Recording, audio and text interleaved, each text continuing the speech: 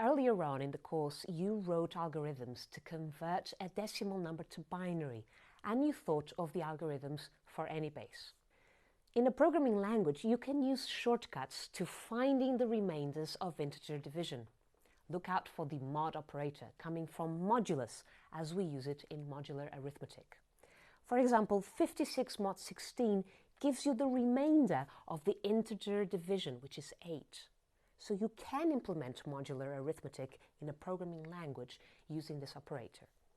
56 mod 16 will return 8, giving you that 56 is congruent with 8 mod 16. I've mentioned in earlier videos that we can use modular arithmetic to create mental arithmetic strategies to test for divisibility. And here's how we do it for casting off nines. I'm going to write a generic number with digits from AN all the way to A0. And I'm going to write this number in the expanded form using powers of 10. And I want to check what is this number congruent with mod 9. So I'll write AN times 10 to the power of n plus AN minus 1 times 10 to the power of n minus 1 plus all these other terms all the way to A2 times 10 squared plus A1 times 10 plus A0. And we want to check what is this congruent with mod 9. Now, this is what we do for divisibility by 9, because if the remainder is 0, the number is divisible by 9. If the remainder is anything else, then it is not. Let's break this down into each power of 10. So 10 is congruent with 1 mod 9. 10 squared is congruent with 1 squared, which is congruent with 1 mod 9. And any power of 10 is congruent with 1 mod 9. That means that this initial expression is congruent with AN times 1 plus AN minus 1 times 1, and all of them in the same fashion, and so adding A2 times 1 and adding A1 times 1 and A0. Now this is congruent, we're just eliminating all these ones because multiplying by 1 does nothing, AN plus AN minus 1 plus all the digits plus A2 plus A1 plus A0 mod 9.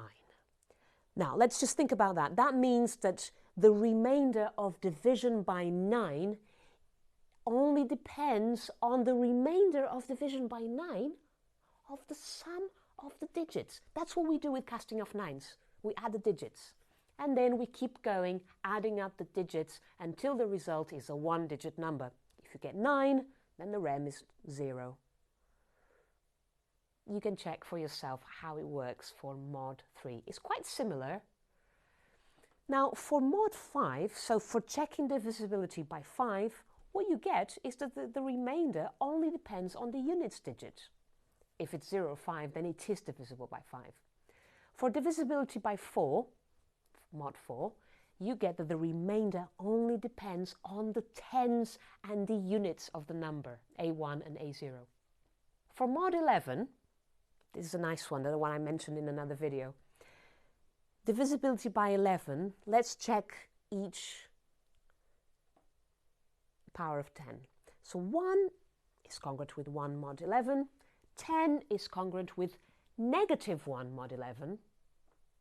You would say 10 is congruent with 10 mod 11, but it is also negative 1.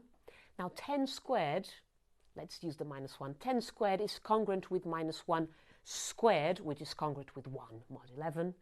And 10 cubed is congruent with minus 1 cubed, which is congruent with negative 1 mod 11. See the pattern?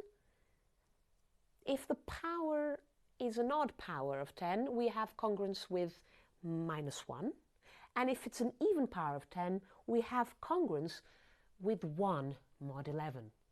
That means you can pair up the odd positions and the even positions, and so the sum of the odd position digits minus the sum of the even position digits is congruent with the initial number, mod 11. That means that is the key to divisibility by 11. You can have the reassurance that your mental arithmetic shortcuts always work because you can prove them with modular arithmetic.